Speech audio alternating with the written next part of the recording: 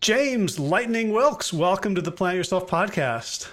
Oh, thanks for having me on, Howard. Appreciate it. Well, it's only been 5 years that I've been trying to get you, and there was a long period of time where we knew about the film, but you weren't really talking about it publicly. I think almost everyone who's watching this and listening will know that you are the guy behind the Game Changers, or one of the two originals, and one of the leading forces behind the film. And there's been a lot going on lately, but I'd like to start with just like way back in those days. Like, what made you want to make what turned out to be the Game Changers at the very beginning? What was the impetus? Yeah, well, I mean, some of the story people will have seen that have seen the film. I got injured, started digging into peer-reviewed science on nutrition for optimal recovery and performance, came across the study about the Roman gladiators, and that started really getting me digging into it. And very shortly after, I woke up at 2 a.m. and just, really felt like I'd been lied to by the industry as I was digging into this research. And I thought, how can I spend my time productively? I'll keep digging into it. And then I thought, well, I really need to make a film about this, tell everybody that they've been lied to. And that's sort of where it all started. And roughly what year was that? This journey started around 2011, going into 2012, yeah. So that was roughly right around when Forks Over Knives came out. Did that sort of play into your thinking, like, oh, let's make a movie? Or were you like, why a film? Why not a book? And like, who are you to make a movie? Yeah, I'd already started filming some bits before I saw and heard about Forks Over Knives. But I think when I saw it, I probably thought, oh, I could also make a documentary. So I think it probably made me realize that it was possible. Talking to Brian Wendell, I waited around till the very end of the screening and talked to Brian, and I thought, yeah, this is doable. So I'd already started on the journey, but not really, probably wasn't believing that it could be a full documentary at that point. Uh-huh. And what resources did you think you had? Because like you didn't come from the plant-based community. You had been a sort of, meathead in this world. Like, how did you first approach people whom you thought could help? Well, yeah, I didn't know anyone in the plant-based community, and I also didn't know anyone in filmmaking. I didn't have the funding, really. So, I started really researching who was in the space, and who was representing the scientific consensus. And that's when I started trying to interview the experts and then also the athletes. And again, it was just really reaching out, waiting till people were coming to LA because I didn't have the funds to fly anywhere. But of course, once I got the initial material and I worked with Joseph Pace, who is the other producer and one of the two writers, we started working on ideas, and then it just sort of snowballed from there. So very little resources to start with. But I think if you believe in yourself and, you sort of set goals and you work really hard at it, it's possible to achieve them. So that's what we did. Right. Now, you worked really hard and you achieved the goals, but there was more than that. There was also there was something about the mission that was compelling to other people. So when you first started talking about making this documentary, what did the mission sound like in your head and out of your mouth? Like, what was it going to do? Well, I think we wanted to dispel the myth that you need, meat and animal products to be strong and healthy. And then we also realized this sort of underlying myth, this real men eat meat myth. And that was just sort of from my own perception that I felt like not just as an athlete, but as a man, I really needed to eat meat. So that real men eat meat myth was very strong with me, but it also happened to turn out that it was, very strong with a lot of other people, right? So 8 out of 10 plant-based eaters tend to be female. Men 18 to 45 eat twice as much meat as women. And so the myth is really strong. Fast food menus are driven by young men. And so I think it was that sort of focus on the film probably was very appealing to people like Louis Sahoyos, who became the director, and James Cameron, who became one of the executive producers. So I think that topic and focus got other people very interested. Mm-hmm. I think when I first heard about it, it was like that was the central theme, this idea of masculinity and meat. But I think in the versions that I started seeing around 2017 and on, it was broadened. Like that wasn't as big a feature. Yeah, I don't think it was. It wasn't that we were trying to appeal only to young men. I think it's important that the film doesn't put that demographic off, if that makes sense. So we've had a very wide array of people, from sort of 80-year-old grandmother coming to me and saying, "Oh, I have heart disease and I'm feeling much better now, and my blood works better after I've switched after watching your film," to like the 15-year-old sort of wannabe athlete that's working out in the gym a lot. So we've had a very wide range of people that are very interested in the film, but I do think it was important that the way that we approached it, it didn't put off young men, especially young men that are into sports and athletics. So when you talk about demographics, and I think about Hollywood, I think about focus groups and all sorts of marketing efforts. Like, did that happen? Did you look at like, how can we make a film that appeals or doesn't turn off this demographic, or was it just sort of seat of your pants intuition? No, I mean, I made the film based on my organic journey, but we did come across research and behavioral psychology along the way, which sort of tied in exactly with how we were making the film, showing that young men are more swayed by their identity and role models than they are by the actual science. And that just sort of fit in with how we were making the film anyway. There's some really great role models, both male and female, in the film. And so it sort of just tied in with that. And then in terms of focus groups, we didn't really do that, but we did screen the film, in the sort of mid stages of the film, when there was sort of a rough copy, a rough version of the film made. And, we did get feedback because, we thought, well, shall we go and interview some really higher profile athletes? And then people thought, well, if it had too many celebrities in it, it would seem less genuine, less authentic. Or, should we pull out the stuff about, the environment and people, or with Damien Mander talking about the animals. And people thought that it would have seemed quite strange if we didn't cover those topics. So we definitely had some feedback once we'd put a rough version of the film together, but we didn't do focus groups early on in order to shape. It was really just following my organic journey, really. Gotcha. And I know you've worked with lots of collaborators and bringing on people with, tremendous industry experience and skills beyond what you brought. How did that feel? Because this is your baby. And, right. And then now you're raising it in sort of a kibbutz, and like a commune with lots of different parents. What was hard about that, and what ended up being valuable?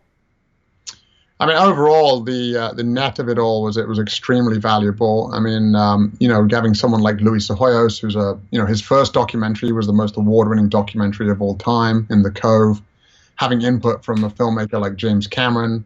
For example, we were originally thinking about this, the erection scene, and we thought, well, it might be a little bit too risque, a little bit too over the top. Maybe we shouldn't do that. But, Jim Cameron would get on the phone for an hour or two talking about, the flow of the film. And he said, no, I think you've absolutely got to put that in. So if it wasn't for Jim, that scene, which seems to be probably one of the favorite scenes of the film, that probably wouldn't have made it in. So there's been like invaluable input.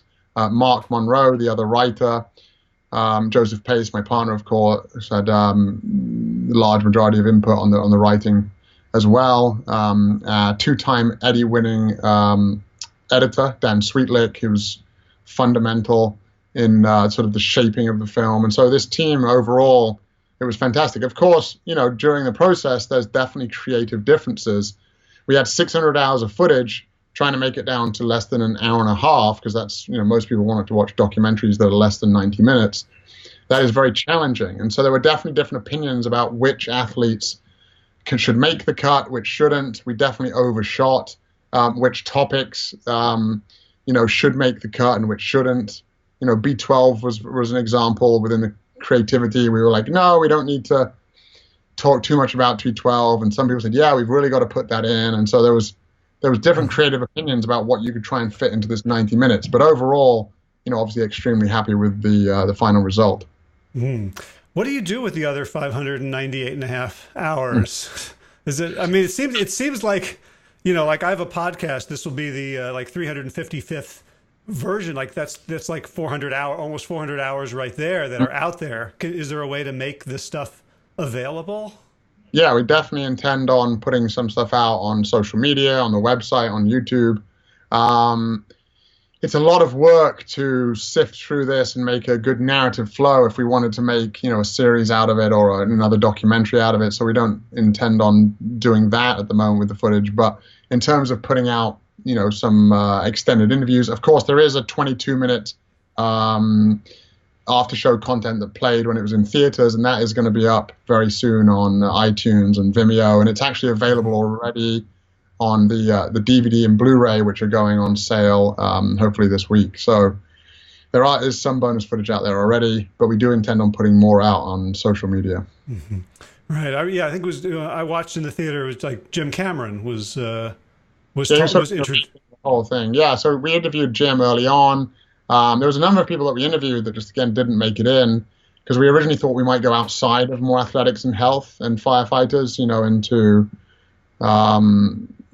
even intellectual realms. So, for example, we interviewed Brian Greene, one of the world's leading theoretical physicists. There's a number of people that we interviewed that just didn't sort of fit the flow of the film. And so hopefully we can put those interviews out so that people get to see them. Gotcha. So as someone who had almost no skin in the game on this film, I was finding myself getting increasingly frustrated at how long it was taking. Mm-hmm. Right. And so I can only imagine what it was like for you. Right. Yeah, it's funny, right? Because people would say, I've been waiting 6 months for this. I've been waiting a year for this. When is this going to come out? I think I've been waiting 7 years. Like, what are you complaining about? And I've got to work on it every day. So, yeah, I mean, we had an iteration and, we were invited towards the end of 2017 to go to Sundance in 2018, and the film wasn't really ready. We'd taken 6 months to edit Act 1. You have 3 acts in a film. We'd taken a couple of months on Act 2. It wasn't really complete, and then we suddenly had 2 weeks to edit Act 3. So we sort of rushed with the opportunity to get it into Sundance, knowing that it wasn't really finished. And so in 2018, we went back into the edit. We went back into filming. We added the story of the Tennessee Titans, which I think was a really great story to add into the film. It's sort of covered in all 3 acts. We added the interview with Lewis Hamilton, the 6-time Formula One champion.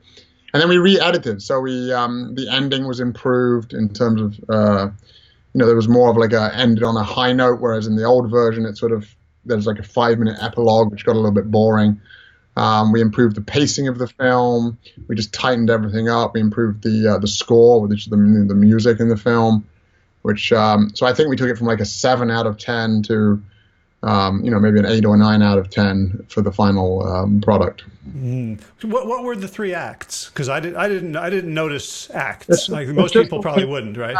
It's just the way that the films are typically sort of made out in terms of the flow.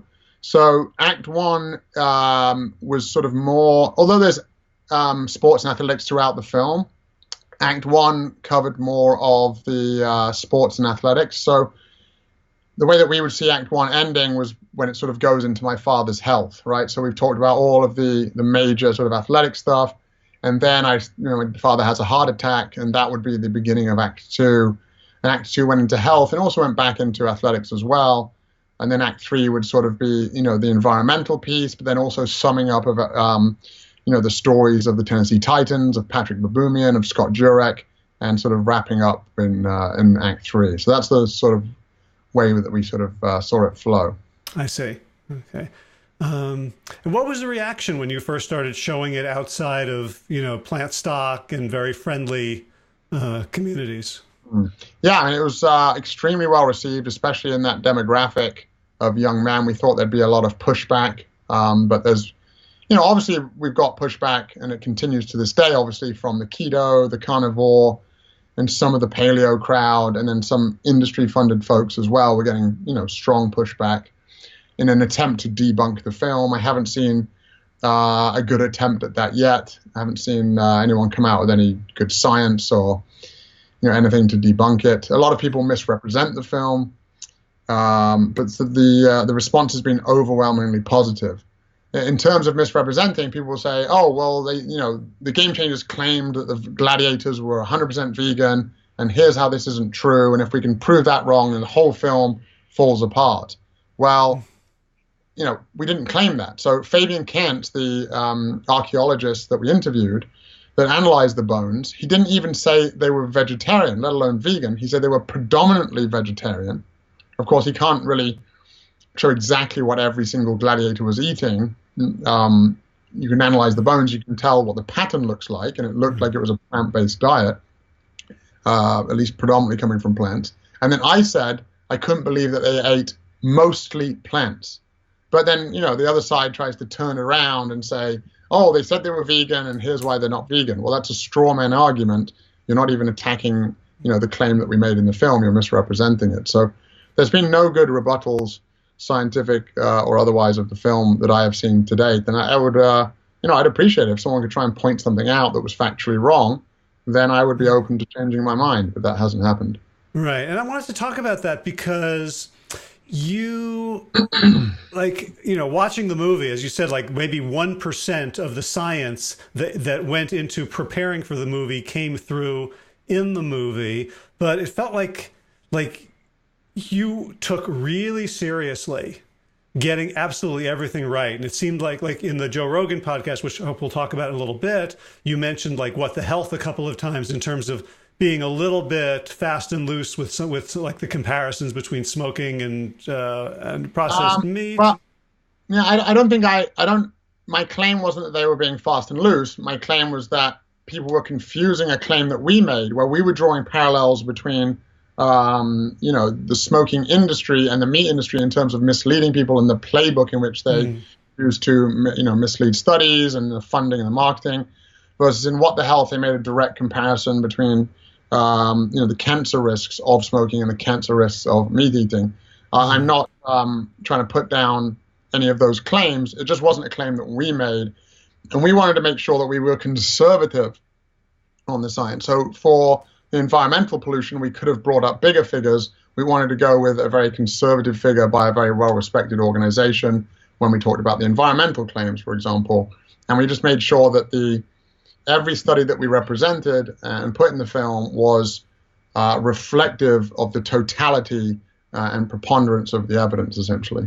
Because one thing I really got, and I don't think I understood this until today, finishing the Joe Rogan podcast, is how much of this film was made by a combatives instructor in terms of you produced this film as if your life was on the line, or as if the life of a client, there could be no room for error, that this was the most important thing in the world, and you had to prepare for absolutely every eventuality. It looked like military precision contingency planning that went into producing the integrity of the science. Yeah, I mean, to me, it's just really important. One, I really want to find out what the truth is, and I don't like being lied to, and I certainly don't want to misrepresent anything or mislead anybody. So number one. Number two, we're talking about the health of millions and millions of people that will watch the film. So I think it would be a real disservice if the science wasn't absolutely fact-checked. And, fortunately, the American College of Lifestyle Medicine has reviewed the film and worked with a CME provider to get the film accredited for doctors and nurses all around the United States. They're working with their 16 partner organizations around the world. It's the first time that a documentary has ever been accredited by the Defense Health Agency, which is, the Department of Defense's arm, which deals with what the military should be eating for both warfighter effectiveness and for their health. And the Special Operations Medical Association, another entity which has endorsed the film for its science. So, yeah, I'm very glad that we really took our time to make sure that the science was reflective of the totality of evidence, and that it sort of shows that we did that by the endorsements and accreditations that we've been getting. Right, and you also very intentionally went outside the usual suspects, right? Campbell, McDougall, Furman, Esselstyn, to people who are consensus. Yeah, I mean, I think, again, there's small minutiae that people agree with within the consensus. And I think there's some amazing doctors that have been in the space. But, in large part, their stories have been told already in other documentaries. And, people would say, oh, well, they're very skewed towards plant-based diets. But, some of the experts that we interviewed for the film, people don't realize because that lower third on the screen is only up for a few seconds. So people might not realize that we had the chair of nutrition at Harvard speaking in the film, the chair of anthropology at Harvard, the president of the American College of Cardiology, the lead delegate of urology for the American Urological Association. So we had experts in their field that were representing the scientific consensus. All of the world's leading health authorities, the World Health Organization, the FAO, the Academy of Nutrition and Dietetics, all say we should be eating predominantly plant-based diets. And they take it a step further. The Academy of Nutrition and Dietetics says that we should that vegan and vegetarian diets are helpful across all stages of the life cycle: pregnancy, infancy, childhood, adolescence, adulthood, and including for athletes. So, things in science do shift over time, but we're getting better at doing science, right? So as time moves forward, despite industry influence from the meat and dairy industry, the recommendations are becoming more and more plant-based all the time. And if you really follow the science to a T, that actually would be 100% plant-based. Right. And one of the things I love about your approach to the science, and like, you're very humble. Like in the Joe Rogan podcast, you kept on saying, like, I'm not an expert. I shouldn't be doing this.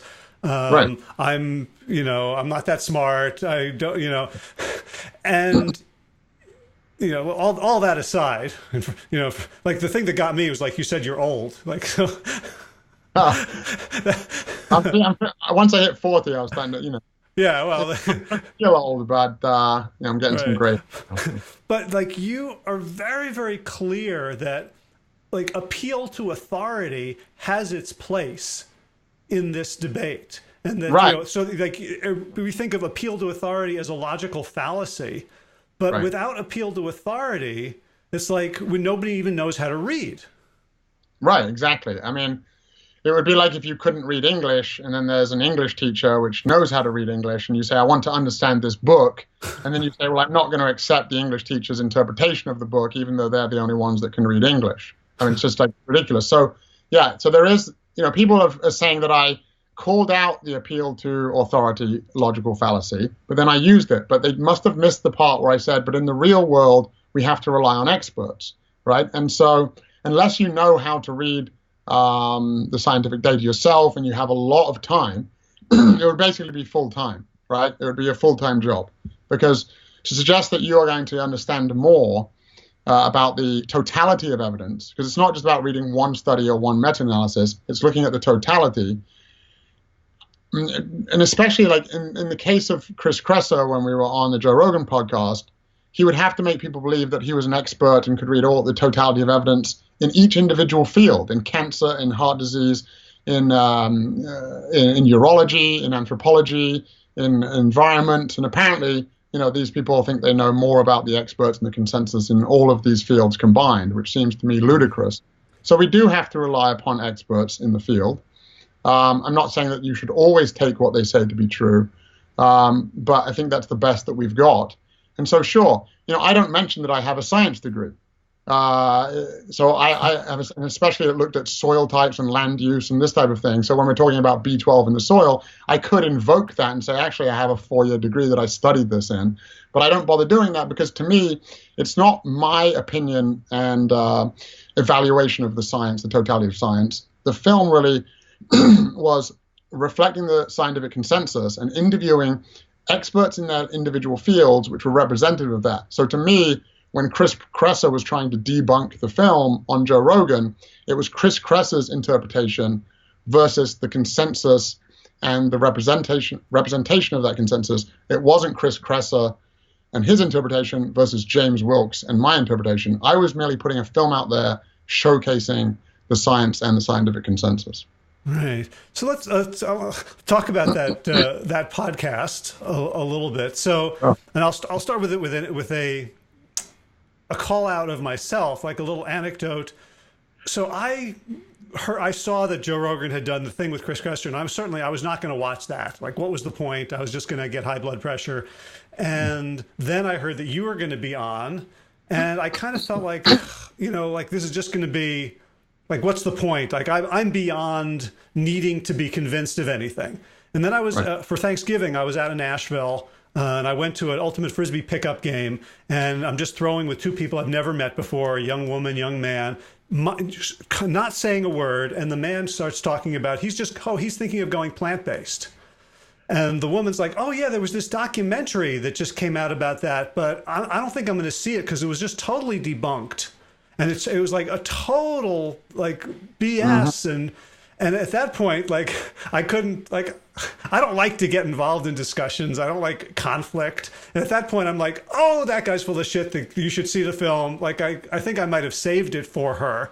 But then when I saw that you had been on and I could watch and listen, I was like, I understand why this matters. Right. Like why? And you went in there again as a combatant.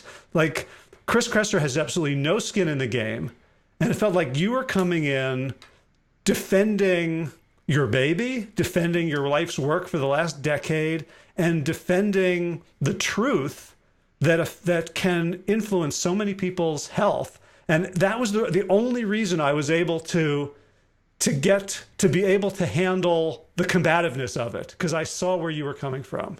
Yeah, sure. I mean, I'm watching it back. I do feel I was a little bit too combative, but of course, the 7 years or whatever making the film, Chris Kresser thinks that he can spend 7 hours making notes on the film and then 3 hours just debunking it.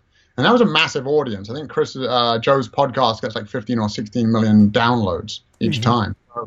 And especially in that young sort of male demographic. So for him, I did feel, a bit combative, and I felt like, people saying, well, I kept interrupting him, but Chris Kresser had 3 hours on the previous podcast, just attacking the film nonstop without any interruption. So I felt like every single point that he made, which he felt was debunking the film, was scientifically inaccurate, and I felt the need to point that out. In hindsight, should I have been a little bit calmer and not attacked quite as much? I think I should. People are complaining because they feel it was an ad hominem attack where I was attacking Chris personally. But I wasn't saying, hey, you are fat, or hey, you are thin. I was calling into question his credibility to interpret the data, and I do not feel that he is qualified. He said in an email to me previously, I've got so much going on, nutrition is just basically a small part of what I do. And I just don't think he has the scientific training or the wherewithal to, and I think that was quite evident from asking him certain questions, that he doesn't have the ability to interpret the evidence. Well, and it's fine to not have the ability to interpret the evidence, but it would be irresponsible of me to go to the Navy SEALs and try to teach them how to disarm somebody with a gun, right? I've studied Systema. I've done 150, 200 hours of training, right? And so if I set myself up as that, like, he's basically telling people how to live or die. And I think I was absolutely like, that's what got me over the hump of, oh, this is so unpleasant. They're yelling at each other. Like, can't we all be friends? It was like, he has done something that is irresponsible and has consequences. Totally. And that's why I felt like it had to be pointed out. And that's why it was a bit emotionally charged and combative for that very reason. But also, like, I mean, honestly, like, the biggest thing that you debunked about the debunkings of the film was, like, people were saying, oh, James didn't spend 1,000 hours. Like, let's do the math on that. Or and then from there, oh, we didn't see him do an hour of battling ropes. Right? Like, that would have been a hell of a documentary. We interrupt this movie to show you the entire footage. Like, you came across as the most knowledgeable person about nutrition that I have ever heard. And I know who the scientific advisors for the movie are, and I know but you have synthesized this in a way that balances everything, and you can express it in really, really clear, simple terms for lay people. Like, I wanted to be the Wizard of Oz and just give you a PhD. Yeah, I think, I do feel like I've learned a lot, but it really is down to the team and the advisors that have helped me understand that. Of course, my own research as well. But if you take, I did ask if we could have David Goldman, Chief Science Advisor, come on the podcast with Chris Kresser and Joe. and unfortunately that was turned down. My guess is that Chris probably wasn't a big fan of having David on the show, because in reality, David knows a lot more than I do about nutrition, and if it got really, really technical, then David could have stepped in. But I appreciate you. I appreciate you saying that. Right, but I mean, in some sense, this was theater, right? It is Joe's theater and Joe's show, and sure. As you're saying, it's almost like what you were saying about young men follow identity more than data and research. Like you and Joe, like I felt like it's at a certain point something changed. And he's like, oh, I get what James is and what he cares about because I'm the same deep down. Right. Like I think deep down, Joe does want to know the truth. I think he's had people on the show which have unfortunately swayed him in a different direction, and I think he realized that Chris really shouldn't be on there talking about nutrition. My guess is, unless we have like a part 2, my guess is that I'm guessing Joe probably won't have him on again, because he's probably, I feel like he's been exposed, to show that he really shouldn't be giving people nutrition advice. Right. So what has, from your perspective, what has the effect of the film been in the world? Well, I mean, we know that on Google Trends that the interest in plant-based eating has more than tripled worldwide from the day that the film hit Netflix. I mean, you can see a bump on Google Trends for both plant-based recipe, plant-based eating, plant-based athletes. You can see a bump when it hit the theaters. You can see a bump then, that was September 16th. You can see a bump again when it hit iTunes and Google Play and Amazon. And then just a massive spike as soon as it hit Netflix. So the interest in plant-based eating is very evident both on Google Trends and then also, from sort of vegan and vegetarian groups, and their followings on social media have tripled or quadrupled.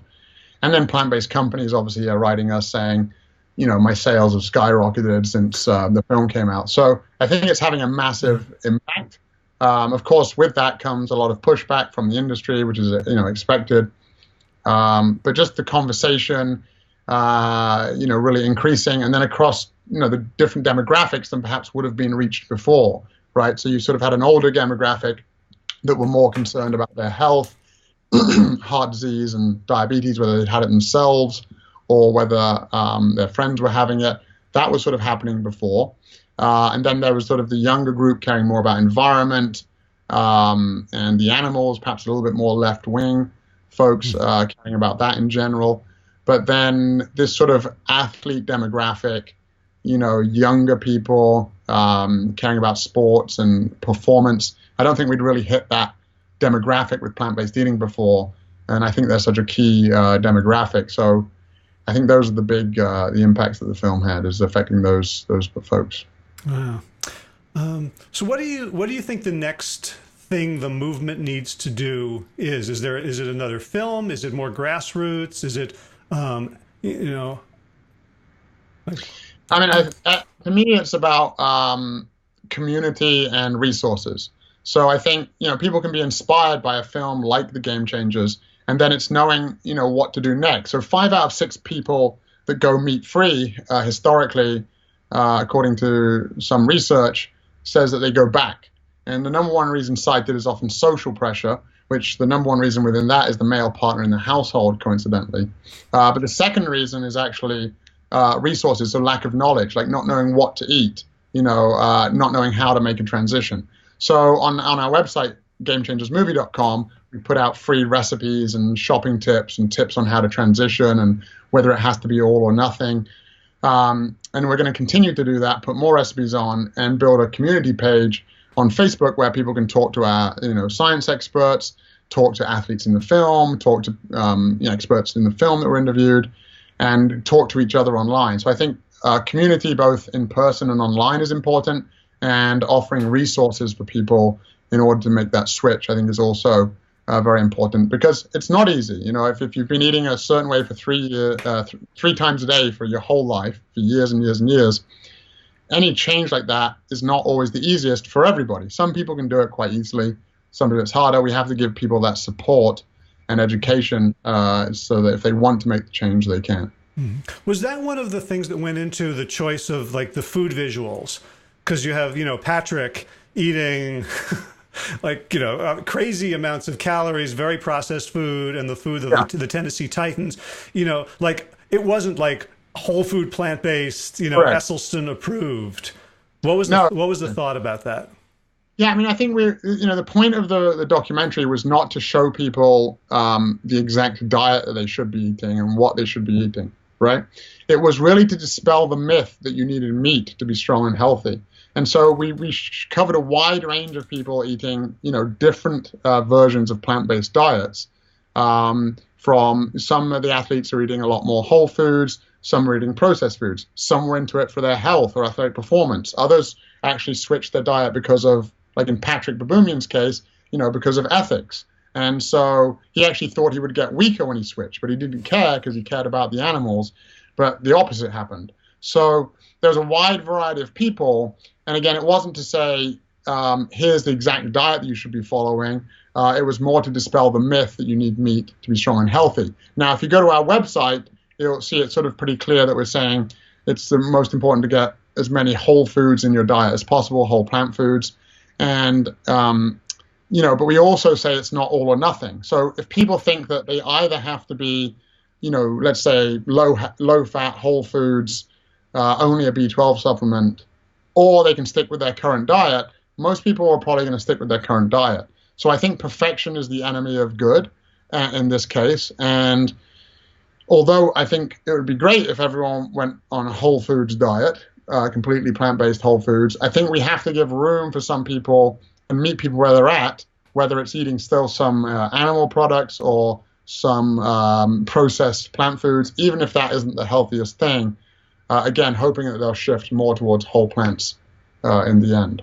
Right. I think that's one of the, very robust findings of social science is that when people take one little step, now all of a sudden their identities can allow them to take other steps without, like now, now going from meatless Mondays to all on vegetarian is confirmation as opposed to cognitive dissonance.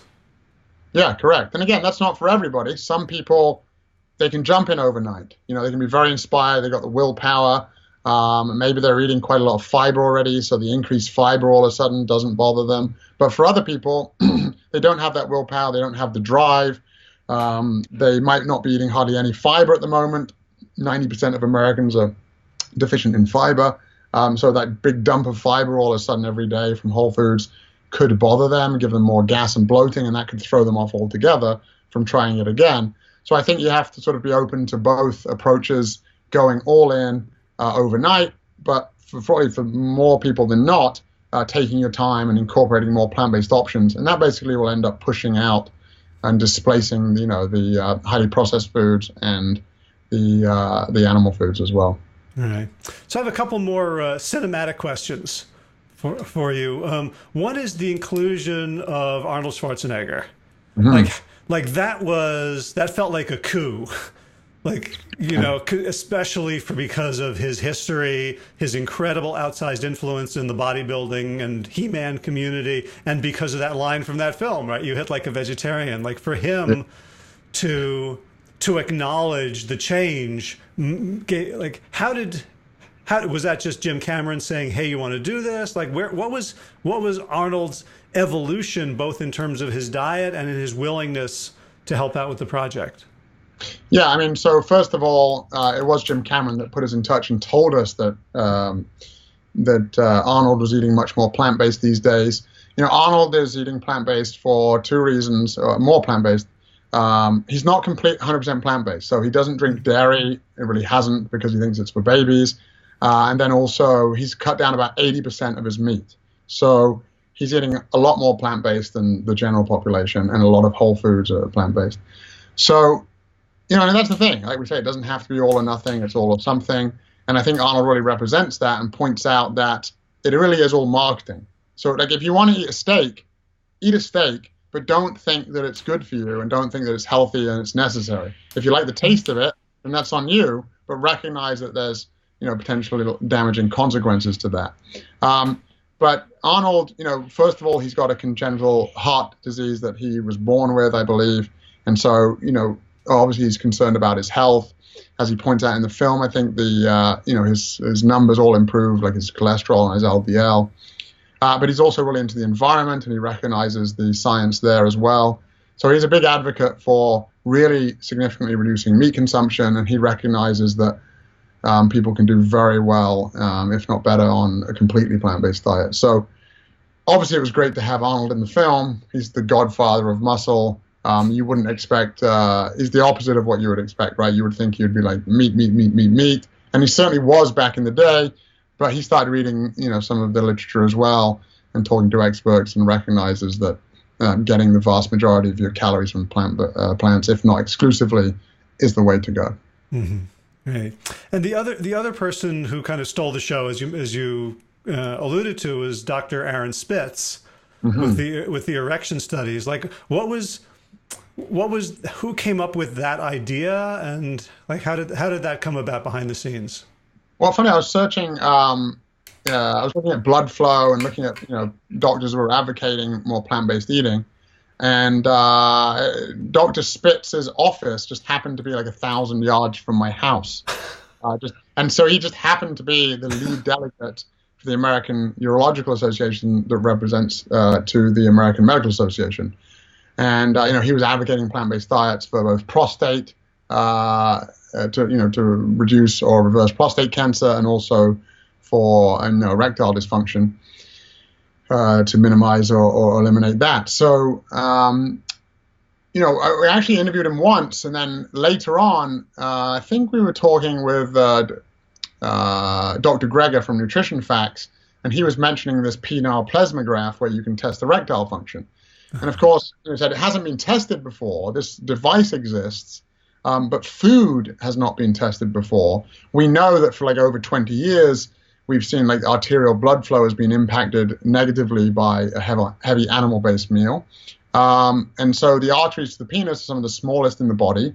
And certainly, urologists consider the penis the canary in the coal mine, if you will. It's the barometer for men's health. If you've got erectile dysfunction, you've basically got, artery disease anywhere is artery disease everywhere potentially. So you're very likely to have heart disease and a heart attack at some point, right?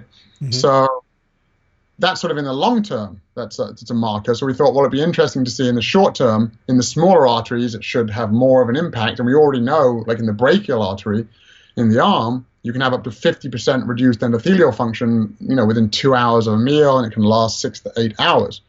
And so we thought it'd be really interesting to try. We'd already done the experiment with Dr. Robert Vogel, with the athletes looking at the milkiness of the blood in the centrifuge of the test tubes. So we thought it would be interesting to try this penile plasmograph. And so I talked to Dr. Aaron Spitz, and there's the best brand for that is known as the Rigiscan. And so, we gave that a try, and, behold, the results were, sort of as we anticipated. Right. I was wondering, that was like the one point in the film I was wondering about, like how you set up the cameras, and because it was the one thing that wasn't sort of, like candid camera, like you were going to capture their reactions in real time. It wasn't going to be, like a documentary, like, oh, hi, come in. Right. Right. Like this, like, what did you do to get maximum possibility of impact from the reveals? I mean, we had a lot, I think we had maybe 3 or 4 cameras running in that room when Dr. Spitz was giving the results, and we just kept rolling. So we were, fortunate to capture some really authentic moments of the athletes laughing and sharing stories and making jokes. I think they just became very relaxed. The results were given on the second day, or maybe the third day. Yeah, the third day, because it was 2 nights, and then the third day was the reveal.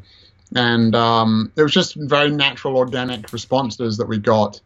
And we were just very fortunate with those athletes. In fact, the night before it all started, the 3 people that originally agreed to do it for the filming all backed out. I think they weren't too, they were worried about, their erections being caught on camera or something. And so understandably, so they pulled out. And so I scrambled to get, 3 more athletes to come in. And we were very fortunate that we were able to get them involved.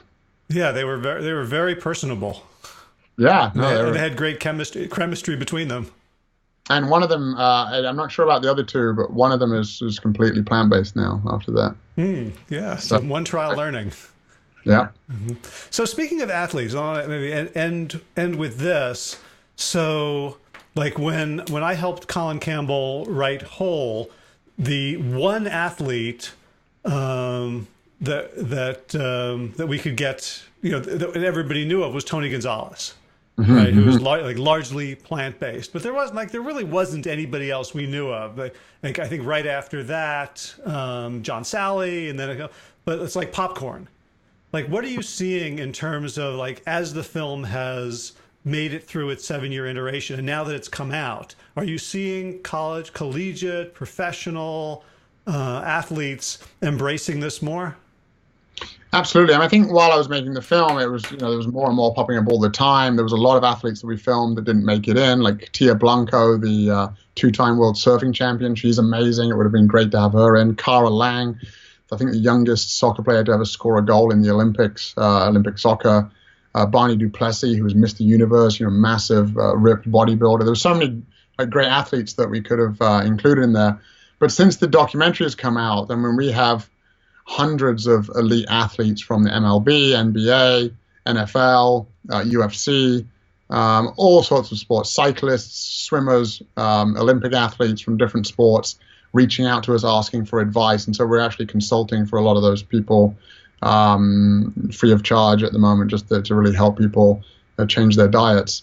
So yeah, there's been a big shift, I think, towards, and you can see it, in the press. There's the Tour de France champion, I've forgotten his name, but he saw the film and said that he was going plant-based because of the film. So I think the film has really made a sort of global shift in people's perceptions of what plant-based eating can be, especially for athletic performance. Wow, that's so exciting. I remember I talked maybe a year and a half ago with some folks from the Chicago Bulls organization, the basketball team, and there was such a reluctance. This was like the community people who wanted to foster community spirit and keep ticket sales up, and they were happy to have the Bulls come and talk about physical activity for against childhood obesity and go to schools and do a 5K run with the Bulls, but they would not touch nutrition. They either felt like, well, nobody knows what you should eat, or we don't want to piss off our concessions. Right, because we make as much money from the food that people buy at the game as the tickets from the game. Are you seeing anything where teams, like we know about, there was this soccer team in the UK that went plant-based in terms of what they feed the crowd? Is there anything where there are efforts for athletic organizations and these high-profile celebrity athletes to actually be allowed to speak to their communities about the importance of nutrition? Yeah, absolutely. I mean, so David Goldman, our chief science advisor, and I just got back from the MLB winter meetings where we gave a talk and took Q&A from the doctors and healthcare professionals for the MLB. We've been approached to consult for numerous teams across in the Premier League, soccer, in the UK, in various sports. So that's definitely starting to happen. There's a big interest, and we want to sort of fill that hole because there's really no one out there at the moment that can offer the expertise and the knowledge that our team has. So it's definitely changing, not just at the individual athlete level, but also at the institutional level as well. That's great. So I have one last question. So I've ever since watching the movie, I've been doing the battling ropes. I'm up to 75 seconds.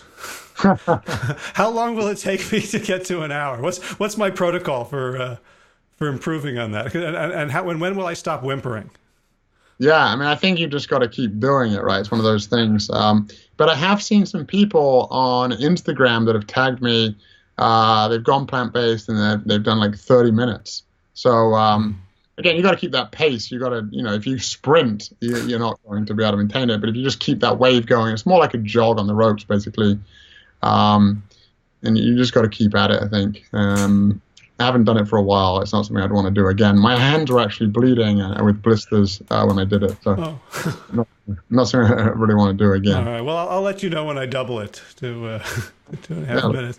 So what's next for you? You're still working as a competitive instructor, training military and law enforcement. You're doing, it seems like, a ton of pro bono consulting around the film. What does your next year look like? Yeah, just continuing. I mean, we've had over 4,000 official screening requests. So obviously I can't go to all of those, but we're going to some. There's big institutions that are interested. We just got back before the MLB meeting. We were at Google Food doing a screening there because they're very plant forward now at Google, and they want to shift in more in that direction.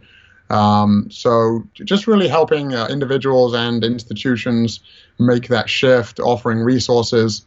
We're trying to put a book together, and so that is my that'll be my main focus is giving people the resources in order to make these changes. That's my focus, while still doing some of the combatives training on the side.